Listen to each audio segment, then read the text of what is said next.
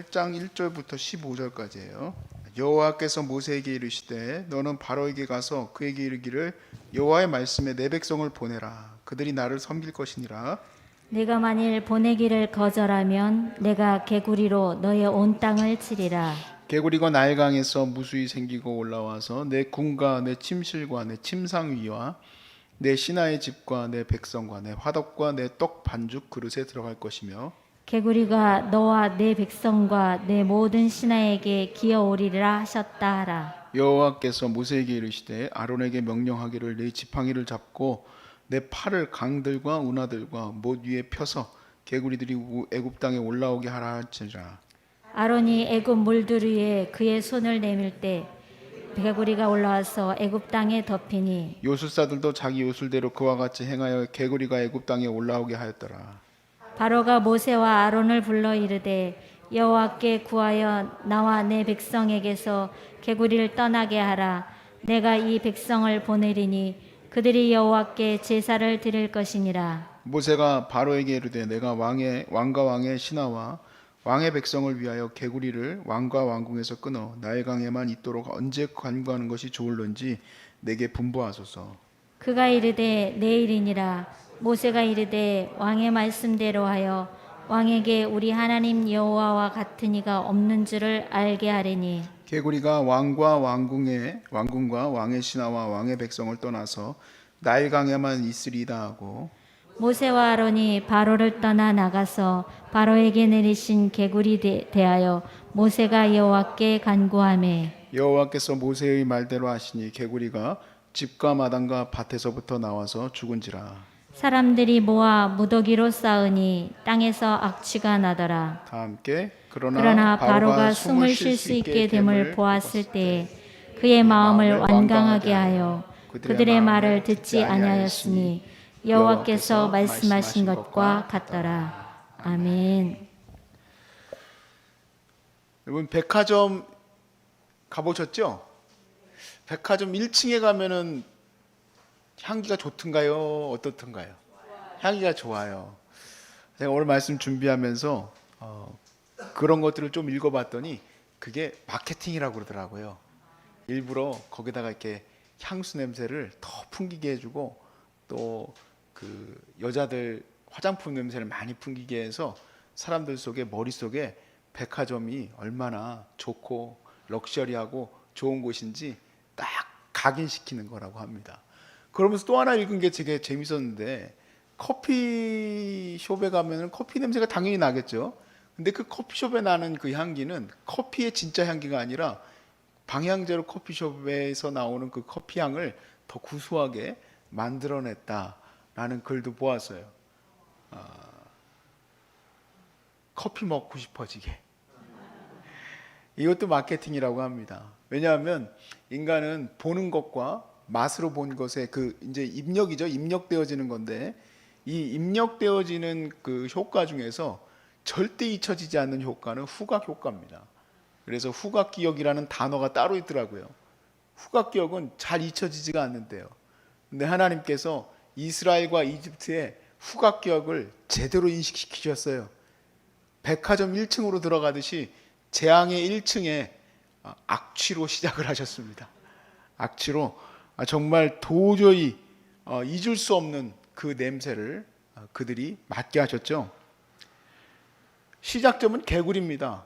우리가 이제 지난 말씀에 나일강을 나눴었어야 되는데 나일강은 못 나눴습니다만은 나일강이 첫 번째 재앙은 핏빛으로 바뀌고 그리고 거기서 악취가 났죠. 그리고 이제 두 번째 재앙은 나일강에 이어서 나일강으로부터 개구리가 올라왔는데 이 개구리가 아주 그냥 온 왕궁과 또 내실과 또 반죽하고 있는 반죽 그릇과 곳곳에 그냥 개구리 천지가 되게 된 거예요. 오늘 같으면 이제 창문이 있으니까 이제 문 닫아놓고 못 들어오게 하면 되겠지만 별로 그런 것도 없는 지역이다 보니 완전히 정말 개구리 천지가 돼버렸죠. 사실 벌레하고 조금 다르죠. 개구리는 벌레는 때려 죽이면 되는데 개구리는 때리면 안 됩니다. 안에 내장들이 있어가지고 이 장기들이 다 튀어나와요. 그래서 죽일 수가 없어요. 아무튼 몰아내야 되는데 이 장기가 있는 이 생물 중에서 이 개구리 별것도 아니지만 이 장기가 있기 때문에 얘네들은 썩으면은 냄새가 나죠. 냄새가 나요. 바로가 개구리를 도저히 못 견디고 이제 제발 좀 개구리 좀 데려가라고 합니다. 재앙의 목적이 있습니다. 재앙의 목적은 첫 번째로는 이스라엘 백성에게 이 이집트의 신들로부터 너희들이 보호를 받는 것이 아니라 하나님이 너희를 지키신다는 것을 가르치기 위함이고 첫 번째는, 두 번째는 이집트를 치시기 위함이에요. 이스라엘도 같이 때리려고 하는 건 아니에요. 근데 여러분 이제 그 뒤로 가면서부터는 이스라엘은 절대 재앙이 안 내리는데 요 앞에 부분은 이스라엘도 같이 경험해야 돼요. 악취는 같이 맡아야 됩니다. 개구리 뛰어다니는 것도 같이 느껴야 돼요. 그런데 이것이 이스라엘을 막 멸망시키거나 그런 것은 아니죠. 다만 하나님께서 이 모든 것들 위에 계심을 보이시는 거예요. 이스라엘의 10개의 재앙은 이집트의 신들을 말하는 거예요. 이집트의 신들, 나일강도 이집트의 신이고 또 이 개구리도 이집트의 신이에요. 헤케트라는 이집트의 신인데 이 신은 출생과 번성의 상징, 그 신이라는 거예요. 그래서 개구리를 형상으로 모셔놓고 거기에다가 그렇게 절을 하고 모시는 거죠. 그런데 이스라엘이 아브라함 때로부터 지금 현재에 이르기까지 400년이 넘었습니다. 430년 정도 잡는데 뭐 대략 한 400년이라고 보겠습니다. 400년이면 짧은 기간이 아니죠. 그러면 이집트에서 이스라엘은 완전히 거의 이집트화 됐다고 봐야죠. 아무리 그들이 하나님의 말씀과 언약을 붙든 백성이라고 해도 구두로 전해진 거고 또 그리고 리더십이 모세가 있기 전까지는 체계화가 아직 안 된 상태이기 때문에 그들은 사실상 거의 이집트인이라고 봐야 되겠죠. 그러니까 애 낳으려고 하면 어떻게 하겠습니까? 개구리한테 가가지고 처리해야 되겠죠. 물론 우리가 생각하는 것처럼 개구리 만드는 게 아니고 얼굴만 개구리고 이제 그 이집트 사람들 그런 거 만들잖아요. 앞에 이제 모양은 늑대 모양이고 또 이렇게 사람 형상으로 이렇게 돼 있고 그런 식으로 이제 이집트의 신들이 돼 있는데 거기에 그냥 그렇게 돼 있는 거예요. 우리 옛날에 할머니도 삼신 할머니한테 가서 빌고 우리 아까 사모님 잘 설명했다 생각이 들어서 오늘 말씀이 딱 그거였는데 옛날에 집이 잘 되게 하기 위해서 굿한단 말이에요. 굿하니까 사람들이 잘 된다. 이건 우리나라의 신이죠. 우리나라의 무속신앙이에요. 근데 이집트의 신앙은 개구리한테 가는 거예요. 저희들이 7년 만에 아이를 가졌습니다만은 우리는 뭐 제주도에 가가지고 하룻밤인가요? 코 만지면은 애 난다고 거기 코도 만지고 거기 뭐 남성 그 성기 같이 생긴 거 그런 거 만지면 남자아이 난다고 그거 만지러 다니고 우리나라 사람들 아직도 그러고 거기 기독교인들도 그런 거 하는 사람들도 있을 거야. 괜히 가가지고 마음에 꺼리끼면서도 하루방 가가지고 코 한번 만지고 오고 싶고 그런 게 있을 거예요. 그런데 이게 400년이 넘게 그 신앙이 잡혀 있는 사람들을 하나님이 그걸 떼어내시는 거죠. 떼어내시는 작업이에요. 이 10개의 재앙에 목적이 있다는 거예요. 10개의 재앙은 첫 번째로 이스라엘을 그 이집트의 모든 문화와 그 생각 속에서 떼어내시고 그리고 하나님의 신앙으로 그들을 세우기 위함이에요. 두 번째는 이집트를 때리시고 그리고 하나님의 백성들을 불러내시기 위함입니다. 그래서 계속 그 재앙 때마다 하나님이 얘기하시는 게 있어요. 그들로 하여금 내게 예배하게 하게 하라 라는 거예요. 이게 바로 우리의 목표입니다. 우리는 도대체 왜 저 세상 사람들에게 복음을 전하고 그들로 하여금 하나님을 믿게 하려고 계속 전도할까? 목적성은 예배하기 위해서예요. 그들로 하여금 나와 함께 하나님을 예배하게 하기 위해서. 물론 말을 듣지는 않겠지만 지금 이 시대에 그들을 향한 하나님의 재앙이 진행 중이에요. 앞으로 진행될 거가 아닙니다. 이건 이단들이 하는 얘기예요. 앞으로 그런 일이 일어날 것이다. 그래서 이제 그 계시록에 나오는 재앙과 이 이집트의 재앙이 사실은 다 연결이 돼 있어요. 근데 이거를 강론하려고 하니까 너무 힘들더라고. 내가 이거를 어떻게든 이걸 도표로 해가지고라도 할까 생각을 했는데 10개의 재앙을 다 떼내야 돼요. 10개 재앙을 다 떼내고 또 7개의 재앙, 그 계시록에 나오는 7개 재앙을 다 떼어서 이걸 어떻게 연결시켜야 될지를 하다 보니까 사실 이 매일 성경의 그 본문은 하나씩 하나씩 자르잖아요 또. 그러다 보니까 어떻게 할까 고민을 하다가 일단 오늘은 이렇게 시작을 했어요. 백화점 1층 얘기하면서.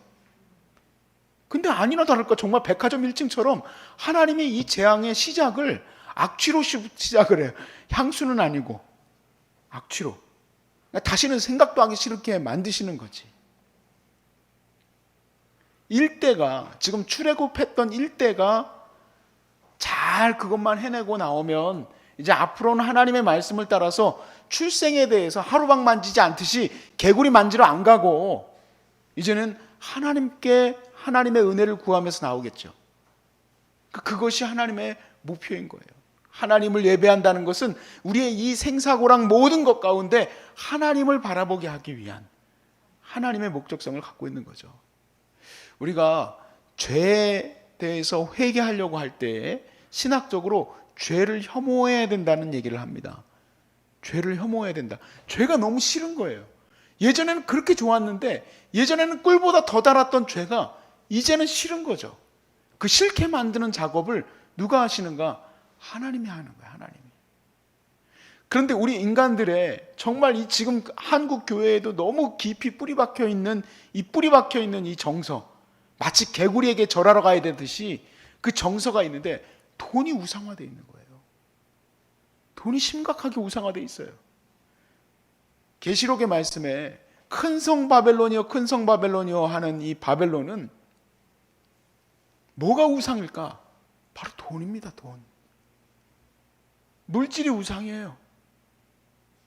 저는 요즘에 너무너무 걱정스러워요. 주식하고 코인에 대해서 한참 내가 공부를 해서 그랬는지 자꾸 그런 것만 내 기사에 떠서 그런지 아니 돈도 아닌 코인에다가 왜 이렇게 돈들을 투자하지? 얼마 전에도 한 코인 했던 가상화폐 거래했던 그 회사가 이렇게 막 가치가 올라가는 거예요. 그러니까 매일같이 돈이 그냥 계속 들어와. 돈이 아줌마고 아저씨고 할아버지고 다 거기 들어가가지고 내가 돈이 막 올라간다 했다가 얘가 떨어지는데요. 이렇게 보통 주식들은 이렇게 떨어지잖아요. 얘는요 직하강이야. 말 그대로 휴지 조각 돼 버렸어. 휴지 조각. 그런데 뭐 또 그렇게 또 올라가고 있다 하는데 거기 또 우리 한국 사람들이 그렇게 또 그런 것들 쫓아다니는 거 좋아해. 전부 거기 가서 있어. 다단계하고 똑같대요. 사람들 모아놓고 거기 다 그거 투자하느라고 계속 연일 경고하는 거예요. 경고. 그거 휴지 조각 되는 거 하루 언제 그 휴지 조각 될지 모른다. 거기에 갖다 부신 분이 있으시면 빨리 빼세요. 빨리 빼. 하긴 갖다 넣을 사람도 없겠지. 다암 환자인데 나도 그런 줄 알았어. 그랬는데 아무 힘도 없는 암 환자가 저기 앉아가지고 컴퓨터로 갖다 계속 주식만 하고 있는 거야. 야, 상상할 수가 없어. 상상할 수가. 아니 그렇게 세상에서 뒤었으면은 이제 보기도 싫을 것 같은데 생각나나 봐. 자꾸 세상이 생각나나 봐. 아주 냄새도 맡기 싫었으면 좋겠어요. 세상을 이제 여러분 등지시기 바랍니다. 우리가 살아갈 곳은 하나님의 나라예요. 하나님의 나라. 영원 구원. 우리가 이제는 바라봐야 될 것은 하나님의 마음이지. 아직도 더 좋은 가방, 더 좋은 집, 더 좋은 내 아이들 어떻게든 해봐야 되겠다. 그런 생각 하지도 마세요. 내가 뭘 어떻게 하려고 해서 자식들 잘 살게 할 수 있을 것 같습니까? 내가 못합니다. 내가 못해요. 2대, 3대를 못 지나가요. 그러니까 솔로몬 같은 부자가 그런 얘기 하잖아요. 헛되고 헛되다고. 헛되고 헛되는데 왜 그렇게 돈이 좋을까? 아직도 그렇게 마음속에 그것만 그냥 남아있어. 어떻게 보면 참 힘든 시대를 가고 있죠. 그렇지만 하나님께서 이때에도 동일한 메시지를 갖고 있다는 거예요. 출애굽기를 하면서 제가 왜 계시록 얘기를 자꾸 언급을 할까요? 이 마지막 때는 이집트에 재앙을 내리셨던 것은 기간이 단기적으로 돼 있지만 예수님의 종말의 때부터, 예수님이 오신 때부터 지금까지 계속 종말의 시간이에요. 계속 하나님이 이 세상을 뒤집고 계시다 이 얘기예요. 왜 이 세상을 뒤집고 계시는가? 뒤집는 이유 첫 번째, 이스라엘 백성을 구별해시키기 위해서, 하나님의 백성들을 구별해내기 위해서예요. 채치듯이 구별해내기 위해서. 그 악취를 맞아도 정말 다시는 내가 개구리에게 가서 절하지 않으리라 하는 마음과 같이 이 세상의 돈 앞에 내가 엎드리지 않으리라, 그런 마음을 갖게 하시려고. 두 번째는 이 세상을 심판하시기 위해서예요. 그거는 이집트에 내리신 재앙의 메시지와 현재 우리에게 내리시고 있는 재앙의 메시지가 같아요.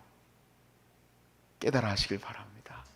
그리고 우리가 이 시대에 살 길은 오직 하나님의 말씀, 그 말씀을 붙들고 믿음 가운데 서서 나가는 것밖에 없어요.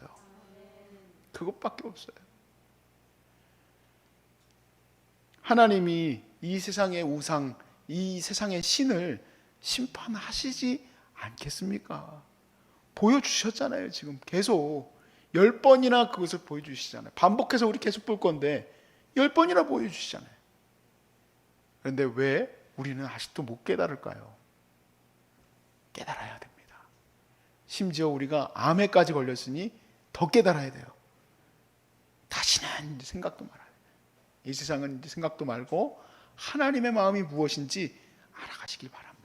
제가 오늘 이 짧은 메시지에서 하나님 마음은 또 무엇일까요? 하고 시작하면 여러분 다 기겁해버리는 거지.